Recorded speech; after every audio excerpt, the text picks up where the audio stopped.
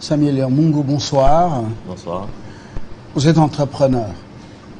Un entrepreneur qui qui décrypte avec nous ce sujet d'actualité.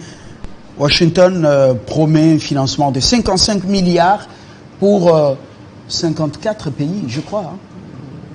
Tout le continent étalé sur 3 ans. Qu'est-ce que ça vous vous inspire? Quelle est votre première réaction? On a dit à nos dirigeants, une cinquantaine de chefs d'État aux États-Unis, voilà. En fait, je voudrais d'abord vous remercier pour l'occasion offerte pour échanger avec vous sur ces sujets qui nous tient à cœur. Et je pense que tout à l'heure, l'invité qui m'a précédé, il a dit quelque chose d'important. Il a dit, j'ai retenu un terme qu'il a dit, il a dit infantiliser. Vous voyez? L'Afrique, comme on dit souvent, c'est le berceau de l'humanité.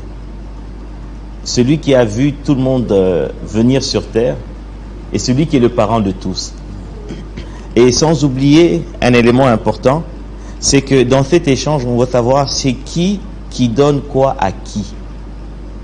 Parce qu'aujourd'hui, nous savons que l'Afrique est celui qui est la terre qui fournit toute forme d'équilibre que nous pensons par notre imaginaire inconscient que l'Occident vaut. C'est l'Afrique qui le donne. Vous voulez dire que nous avons tout, mais ils nous prennent pour des gamins, ils vont dire à nos chefs, on va vous donner 55 milliards en concurrence à la Chine, à la Russie, la Chine d'abord. En fait, c'est une insulte à l'intelligence de tous les Africains et de nos dirigeants. Parce que simplement, les 55 milliards, vous ne le verrez jamais. Est-ce que si je dois nous amener à réfléchir ou bien retourner dans notre mémoire, de pouvoir réaliser quel est ce pays en Afrique que les États-Unis ont boosté, ont construit avec des infrastructures, ça n'existe pas. Le président Obama qui est passé comme un courant d'air il y a quelques années avec ses 2 mandats, qu'est-ce qu'il a apporté en Afrique? Il est venu faire la promotion de l'homosexualité. Il a fait la promotion de la guerre. Il n'a rien fait. Il a fait la promotion de la guerre en décimant Kadhafi. Et c'est à cause ou grâce à lui que nous avons tout cet inconfort installé au niveau de l'Afrique de l'Ouest, qu'aujourd'hui nous parlons du Mali, dans le Sahel et tout ça. Et comme le disait le président nigérian qui est parti, qui a laissé la place à Bazoum, qui lui a dit, Monsieur Obama, ne faites pas ça, le projet que vous aviez par rapport à Kadhafi, ne le faites pas, vous allez déstabiliser le continent. Qu'est-ce qu'il a dit? We must to finish the job. On doit terminer le travail. Donc en fait, il était là pour un projet bien précis. Et même quand on a parlé de la Goa, je sais pas, je me souviens, on a fait un plateau à Télé 50 ici, c'est pratiquement la même chose, hein. Oui. Qu'est-ce que ça a apporté? Rien du tout. Au fait, les 55 milliards de dollars, ce ne sont que des propos. Ce ne sont que des mots. J'ai envie de dire, excusez-moi, ça va être peut-être fort. Ce n'est pas du racisme, c'est du réalisme. Ok? Je suis arrivé simplement aujourd'hui à dire que croire à politique occidentale, c'est-à-dire de l'Occident, c'est simplement accepter de pouvoir s'asseoir sur un brasero chauffé. Parce que la seule chose qu'il dit de vrai, c'est bonjour et au revoir. Tout ce qui va se dire entre-temps, il n'y a aucun élément qui va amener la croissance que vous espérez. Vous savez, c'est juste un peu... Pourquoi ils sont contre l'arrivée de la Russie ici, qui a autant de richesses? Pourquoi ils sont contre l'arrivée, ils sont contre l'influence chinoise ici? Est-ce que l'Afrique, c'est une chasse gardée pour l'Occident, l'outre-Atlantique? Non, le problème est celui-ci, c'est parce que simplement l'Africain subit un traumatisme déjà par un élément qui a volé sa mémoire, qui a déstabilisé sa mémoire. Aujourd'hui, l'Africain n'a plus de mémoire. Donc, on a envie de dire ceci, c'est que l'esclavagisme ou bien l'esclavage et la colonisation ont détruit l'Africain. La religion et l'éducation l'ont perdu, et tant d'autres choses qui sont venues qui font en sorte que tout ce que nous apprenons, nous pensons savoir, nous pensons être scientifiques, ce ne sont que un programme établi pour nous maintenir dans une certaine position, de ne pas considérer ou bien réaliser ce que nous valons. Vous savez, il y a quelqu'un qui s'appelle Napoléon, que nous connaissons très bien. Vous savez ce que Napoléon a dit? Il a dit ceci, que l'histoire, c'est le seul mensonge auquel nous sommes tous mis d'accord. C'est factuel. Ok? Alors, maintenant, dans cette position-là, pensez que l'Africain n'a pas la capacité de réfléchir par lui-même, et dont on doit encore lui amener des rhétoriques, des disques, des vieux disques. Aujourd'hui, ça n'a plus, parce qu'en fait, la génération que nous sommes, la génération actuelle, n'est pas la génération d'il y a 60 ans, il y a 80 ans, il y a 100 ans, qui était la génération de Muzungu Anasema. Qu'est-ce qui a changé? Parce qu'aujourd'hui, c'est simplement au fait que nous les avons vus, nous avons étudié avec eux, nous avons eu à pouvoir parler avec des aînés, nous avons eu à pouvoir constater, parce que comme on dit, c'est le temps qui démontre la vérité de chaque chose. Quelque chose peut être, allez, on va te dire, quelque chose qui peut être fake, ou bien de l'or plaqué, et peut être apparent comme étant éblouissante, mais le temps va te démontrer qu'il n'a plus de teneur. Aujourd'hui, nous sommes de cette génération, l'Africain de cette génération, qui n'a plus il n'a plus ce complexe. Mais il se base, les dominateurs, ils se basent sur des atouts qui sont pour eux. Mais chez nous, des vices. Ils se basent sur ces logiciels qui a été plantés en nous par l'école, par l'université, les religions. Les religions. Quand je parle de religion, voilà, je ne parle pas de l'évangile, le vrai évangile du salut de Jésus-Christ. Les religions. Ce logiciel de l'autodétestation, l'autodestruction, de manque d'amour, comme Kagame, Museveni, avec des gens qui croient qu'ils sont supérieurs aux autres Bantous, et il faut exterminer les Bantous. Est-ce qu'il y a de l'espoir pour ça? Mais tous ces éléments-là, quand je parle du fait que l'éducation est le vecteur dans lequel on nous maintient au point mort, sans capacité d'oser, j'ai envie de dire quelque chose, c'est que j'ai envie de dire que nos ancêtres depuis l'époque des Égyptiens, jusqu'à presque plus récent avec les Lumumba, les Kimpavita, jusqu'à cela, ils n'avaient pas de ressources, mais ils avaient le courage. Mais aujourd'hui, nous avons des ressources, on n'a pas de courage. Pourquoi? Parce que simplement, nous nous basons sur une éducation tronquée, sur une fausse vérité, qui est celle qu'on dit scientifique, mais qui se démontre par le fait que c'était, comme je dis, tout à l'heure j'ai expliqué la théorie de Napoléon, qui a dit que l'histoire c'est le seul mensonge auquel nous nous sommes tous mis d'accord.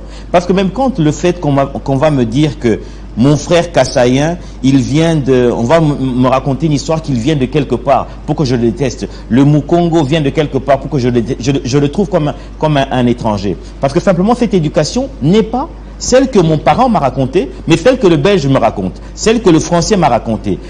C'est à cause de ce logiciel de schisme, on nous a mis des murs transparents pour nous gérer. Parce qu'en réalité, j'aime bien parler du fait que d'un élément que je parle sur le fait de la culture. Je la définis par 3 supports qui constituent le socle de l'explication d'une culture. Il existe le premier élément qui a trait à la terre, le deuxième élément qui a trait aux événements et le troisième élément qui a trait aux hommes. Ok? Le fait que on est sur une terre, ne parlons pas parce que n'en parlons pas plus parce qu'on est africain, on est en Afrique, n'est-ce pas? On a fait venir les chefs d'État africains aux États-Unis. De deux, les événements, ce sont des choses qui se disent. Le fait que moi je parle une langue, ok, que je parle une langue, que le Zoulou m'entende, ou bien encore je parle Kinyarwanda ici, parce qu'on le dit aussi au Congo, on parle Kinyarwanda, les mêmes langues qui se correspondent avec ceux qui sont chez les voisins. Donc en fait, le fait que nous ayons un langage qui nous unit, ça fait en sorte que nous sommes dans une même culture. Mais il s'avère que quand l'autre vient nous raconter notre culture, il nous la sépare. Et nous n'avons pas cette capacité d'audace de pouvoir récupérer notre, comment dire,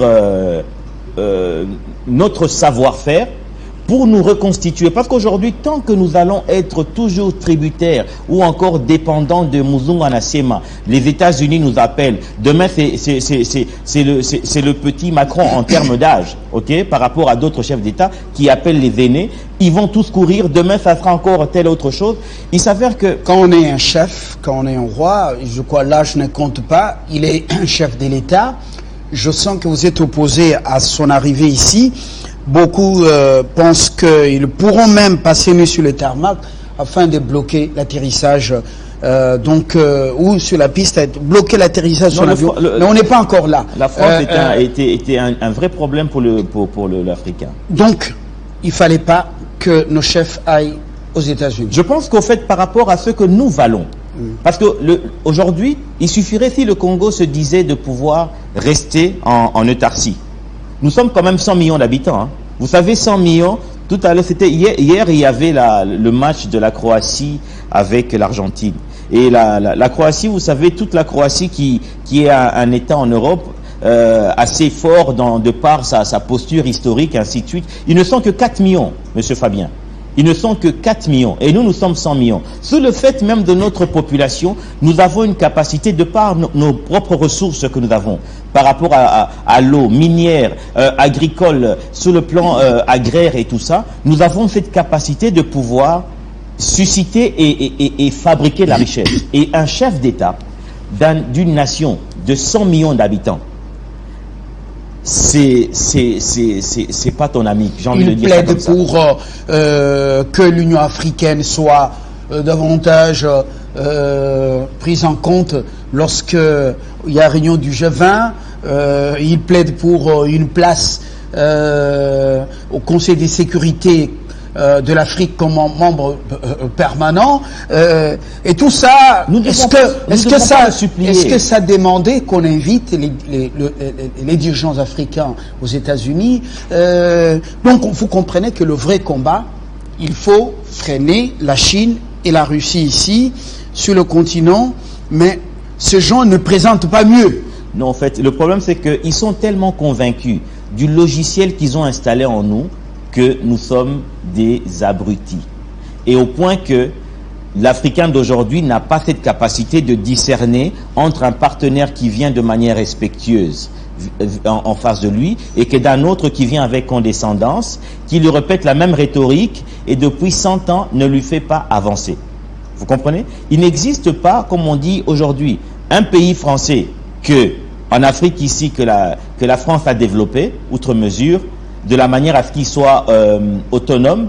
Il n'existe pas un pays américain, un pays que l'Amérique a développé ici dans notre continent. On va peut-être dire que oui, la Côte d'Ivoire, c'est un pays qui ressemble à la France en miniature. Mais aujourd'hui, l'autonomie de la Côte d'Ivoire, par exemple, n'existe pas parce que leur monnaie, ils ne sont pas propriétaires de leur monnaie. Ils sont tributaires de comment on appelle ça, ces francs de colonie, le franc CFA. Ok? Alors, je pense qu'il y a lieu aujourd'hui de pouvoir nous réconcilier avec notre propre histoire. Ce sommet a été précédé par la visite de Macron, le chef de l'État français, à la Maison-Blanche. On a en grande ligne ce qu'ils ont parlé ensemble, lui et Biden. Si je comprends bien, que la France veut rester sous-traitante des États-Unis pour déstabiliser l'Afrique et du coup continuer avec ces coups d'État, armer les groupes armés ou les terroristes et ensuite les massacres et tout ce que vous voyez pour que l'Amérique garde sa main sur le continent africain. Vous savez, donc un sous-traitant apparemment qui reprend sa place par rapport à l'Allemagne. L'Allemagne qui semble avoir un peu de soucis avec Washington. Vous savez que les Occidentaux, quand ils doivent aller faire aller traire la vache, ils sont unis, ils fonctionnent en horde. La France, sachant qu'au niveau de l'Afrique, elle perd, et surtout au niveau de l'Afrique francophone, elle commence à perdre pied. commence à perdre pied. Et par stratégie, qu'est-ce qui se passe? C'est qu'ils peuvent éventuellement se mettre ensemble pour dire, bon d'accord, moi j'avance à 2 pas et je recule et je te demande à ce que l'autre, toi qui es américain, de pouvoir faire l'autre pas. Mais dans tous les cas, ça ne sera jamais au bénéfice de notre Africains. Jamais. Parce qu'en fait, c'est que on doit savoir une chose, c'est que même quand on parle de la communauté européenne, la communauté européenne, c'est combien? Ce n'est pas 100 pays, ce n'est pas 150 pays. Voilà. Comment on va terminer par là? C'est 7 pays, peut-être, c'est juste 7 pays qui fonctionnent en ordre. Comment arriver par des élections à avoir des dirigeants audacieux, insoumis? C'est comme ça que ces dirigeants capables d'abord de se souder et capables de dire aux partenaires, trop c'est trop. Nous voulons, voilà ce que nous pensons, voilà ce que nous faisons. Tout à l'heure, j'ai dit que nos ancêtres ou bien nos aïeux, ils n'avaient pas de ressources, mais ils avaient le courage. Mais aujourd'hui, nous avons les ressources, et en hommes, et en matière que nous connaissons. Mais aujourd'hui, la chose qui manque à l'Afrique ou à l'Africain, c'est l'audace de pouvoir réfléchir avec son propre cerveau. Aujourd'hui, il est beaucoup plus périlleux de pouvoir oser de manière, c'est-à-dire de pouvoir réfléchir par soi-même, que de sauter en parachute du plus haut sommet d'un lieu X. Parce qu'au fait, c'est que c'est beaucoup plus conforme de faire les choses comme tout le monde, parce que, au fait, la modernité ou l'actualité nous amène à aimer le confort, le luxe et autres, mais nous fait peur du risque d'oser. Il y a un danger. Le danger, par exemple, pour les Grands Lacs, c'est qu'on utilise des dirigeants criminels. Quand ils font tuer, bon, ils ne se gênent même pas. Ils ont un cœur de pierre, un cœur en pierre.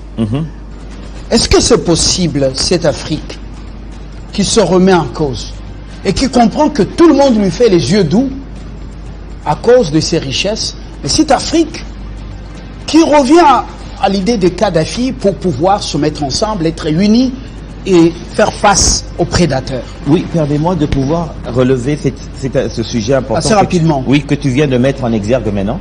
Parce qu'en fait, le problème que nous avons à l'Est, l'audace est celui-ci. Nous savons très bien que notre vrai ennemi, je vais peut-être déplaire à la masse parce qu'elle aimerait qu'on puisse citer les choses comme tout le monde. Moi, je ne suis pas de ceux qui aiment citer les choses comme tout le monde. J'aime citer les choses là où elles sont. Notre vrai ennemi, ce n'est pas Kagame, ce n'est pas le Rwanda, parce qu'ils ne sont rien par rapport aux enjeux mondiaux. Notre vrai problème, c'est aujourd'hui, ce sont ceux qui sont derrière Kagame. C'est la France, c'est les États-Unis, c'est l'Angleterre, c'est l'Australie. Il faudrait maintenant, aujourd'hui, par nos autorités, arriver à les citer. Parce que aujourd'hui, nous mettre en guerre avec le Rwanda, c'est peut-être un fait d'actualité, mais on ne pourra jamais déplacer le Rwanda du Congo. Mais par contre, nous sommes capables de pouvoir faire en sorte que nous puissions dénoncer, parce que ces derniers aiment toujours fonctionner cachés. Alors dénoncer ceux qui poussent celui qui est en face de nous, et je pense déjà que ça va déjà affaiblir leur projet de destruction. Parce qu'ils veulent des biens, ils veulent des ressources. Mais pourquoi pas le faire de manière respectueuse, comme ils négocieraient avec la France et l'Angleterre par rapport à un achat d'armement et tout ça. Parce que dans leur subconscient, ils se disent négocier avec un Africain, c'est un nègre, il ne mérite pas de respect. Et voilà. C'est plus simple de lui arracher son bien. Merci Samuel.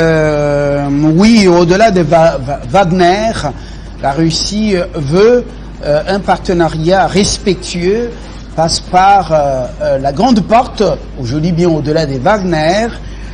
Je ne dis pas que la Russie est un ange.